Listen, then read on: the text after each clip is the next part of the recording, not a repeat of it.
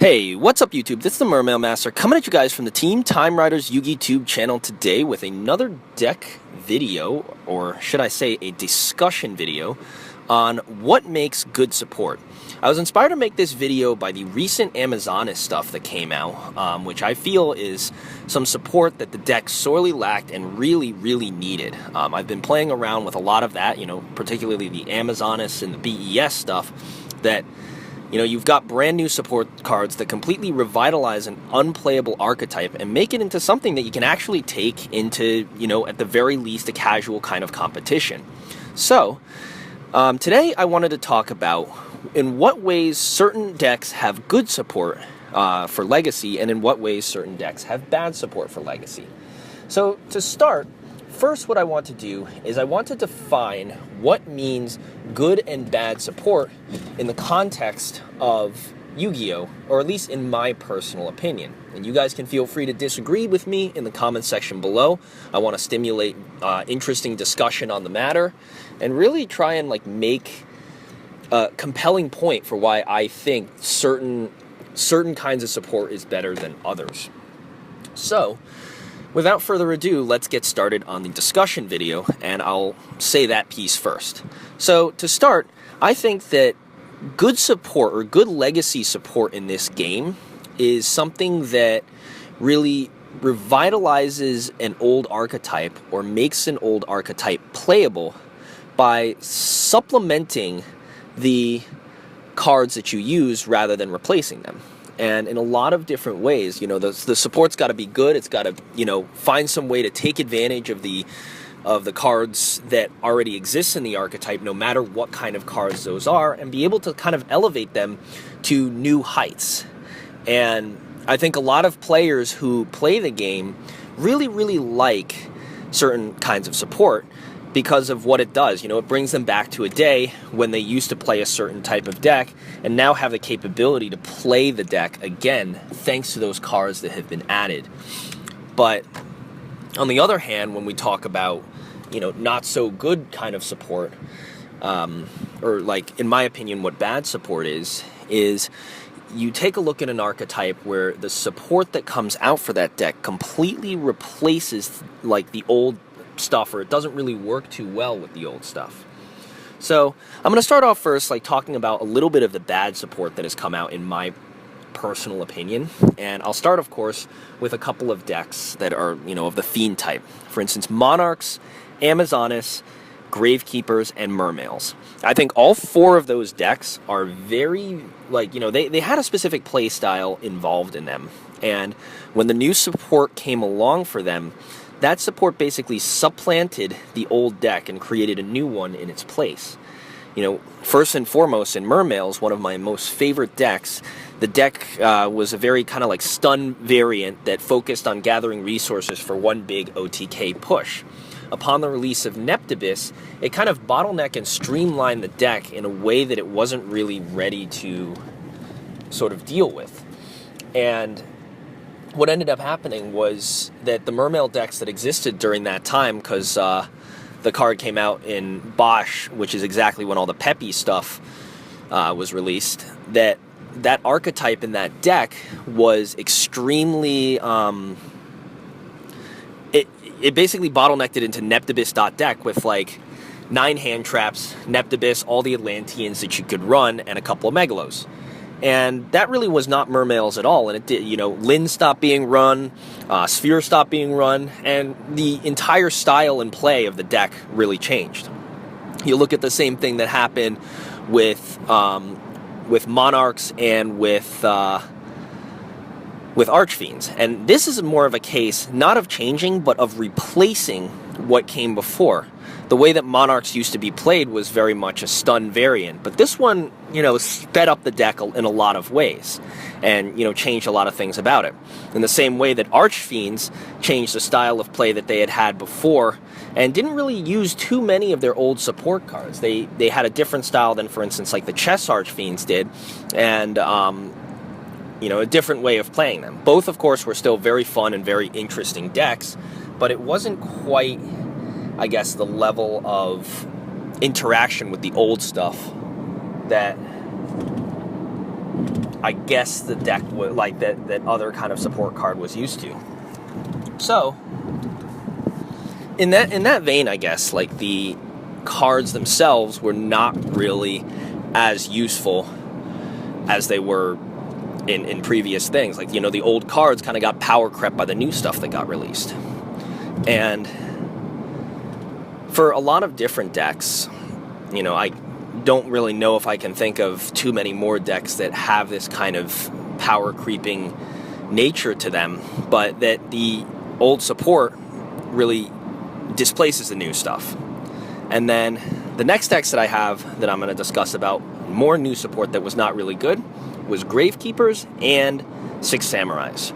Both Gravekeepers and Six Samurais got new support. Six Samurais are getting it in Spirit Warriors, and Gravekeepers got it in Legacy of the Valiant. Both those deck types were supposed to revitalize it, but for Six Samurais, the Shadow Six Samurai monsters really did not fit the theme of the deck. Like, combining samurais with ninja picture-wise didn't really fit with the whole theme of, like, samurais being, kind of the antithesis of ninjas, for one. But then also the support cards, particularly the fusion monster, were just not really that good and weren't really designed to be the kind of same game-breaking or, deck-changing capability that, you were used to with Shien. I don't really think it was that good kind of card design for them to release those samurais in that nature, and I'm hoping that there's still more support for samurais coming soon. On the other hand, the Gravekeeper deck was very, very ill-received because they tried focusing on kind of like flipping in like defense position monsters in a format that was fast, that like in the same set where Arc and Exciton were released, having like that, the secret rare trap card that negates things when you have Necro Valley on the field, or that spell card that required you to control a Gravekeeper, but then Gravekeeper's Nobleman and Priestess, or whatever they were called, required themselves to be set and increase their defense. Gravekeeper's Visionary was not really that good, and then the other 1800 beater, I forget what he was named, was not really affected by it, and it was support that just didn't fit in with the Gravekeeper theme. It required too much opponent interaction, and rather than shutting down your opponent, required your opponent to do plays against you, which is, one of the things that Gravekeepers focused on really trying to stop, was just trying to stop your opponent from doing plays. But then the new support required them to do certain things, such as attack into your monsters, or let you flip, or whatever, that just made it very, very slow and not adept to bring Gravekeepers the kind of revitalization that they needed. So now that I've gone through like kind of some of the bad support, I want to go over what I think is good support for a deck. And there's a common theme with the good support that I've found with the deck. And, it's support that allows you to play with certain play styles. And so one of the best examples I have of this kind of way of creating good support is with Batteryman 9V. And I think Batteryman 9V is honestly one of the best pieces of legacy support that has ever been released in this game, bar none. Batterymen in the deck were completely, just really not playable. You could occasionally run them for an OTK and try and, get out some big beaters, but 9V was just such a boon for the deck because it was basically the one puzzle piece that they were missing. The deck itself was just all of the cards that were in that deck beforehand and were, really like a major part of that deck. And all of those cards were extremely, they didn't really play nice with other things, but they were just missing something. And Batteryman 9V was that thing that they were missing. It was the thing to special summon off of Tributing for Charger. It searched like a crap ton of your Batterymen, so you could have more things. It helped you swarm the field for Fuel Cell. And it basically made all of the Batterymen who were once useless very, very useful. And Batterymen turned into a massive OTK deck during the Duelist Alliance era, when coupled especially with Shadals and other things like that, to really, really create something that we hadn't really seen before. And hearing Batterymen up at the top of a podium is a huge achievement, I think. And it just shows how good that piece of support was at helping to utilize the old cards. Another great piece of support that did that was one of my personal favorite pieces of support that came out, Grand Fortress Zelos for the BES deck. And BES did not deserve anywhere near what they got when they got Grand Fortress Zelos and BES Big Core MK3. Both of those cards made the deck from like completely unplayable. Like the deck at the time required you to tribute summon high-level monsters with low attack power that had no card effect protection, and utilize a spell card that existed where you could not normal summon the turn that you activated that card. It was just an archetype rife with issues that it was nearly impossible to build. And what happened was that a piece of legacy support in BEF Zelos corrected everything that was wrong with that deck. It allowed you to special summon a BES from your hand once per turn, gave them a nice 500 a boost to make those monsters into actually respectable beaters, and made them untargetable or indestructible by card effects, so you were forced to engage them with battle, gave them a token, and allowed you to search Boss Rush from your deck to your hand. And since you'd be special summoning your BES monsters every single turn, you wouldn't have to worry about normal summoning them to your field. And I think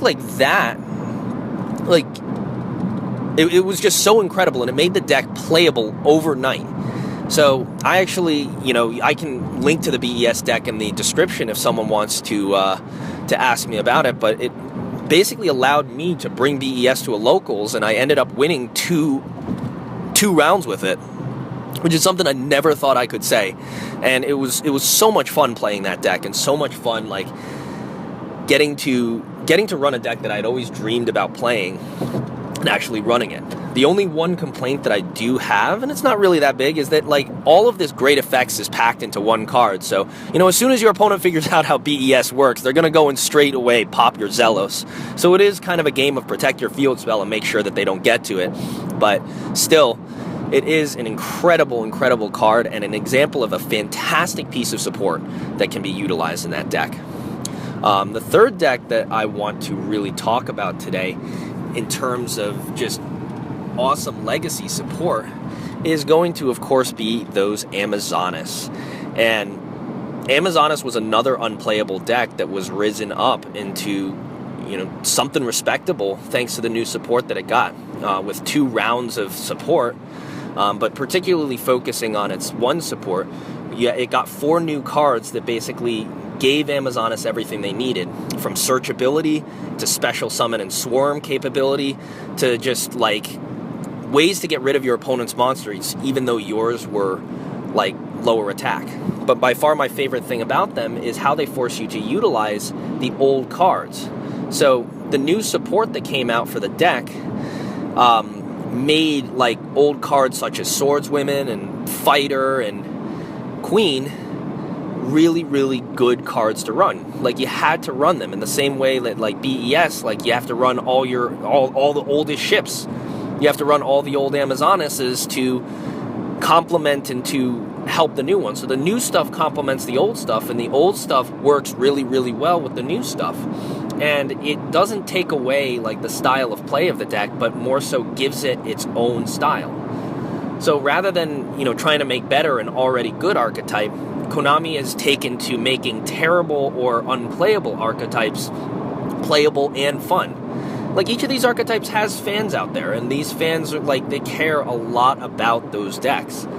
And allowing legacy players to be able to take on brand new stuff, I think, is one really good thing that Konami is doing. That's certainly the thing that has kept me in this game, is the ability, I don't have to build new decks every time they come out. I just wait for the legacy support to build something old that I remember, and just have an awesome time with it.